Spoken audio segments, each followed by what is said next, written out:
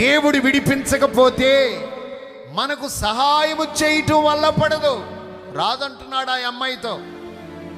సహాయము కొరకు ఎదురు చూస్తున్న వారులారా, రోగముతో బాధపడుతున్న వారులారా, సమస్యల పుట్టలో ఉండి భయంకరమైన ఇబ్బంది పడుతున్న దేవుని పిల్లలారా, ఎంత చక్కగా వాక్యం చెప్తుంది. రాదంటాడు, నా దగ్గర డబ్బు ఉండని, నా దగ్గర అధికారం ఉండని, నా దగ్గర సింహాసనాలు ఉండని, కిరీటం ఉండని, రాజదండం ఉండని, దేవుడు నీకు సహాయం చేయకపోతే నేనెలా సహాయపడగలను?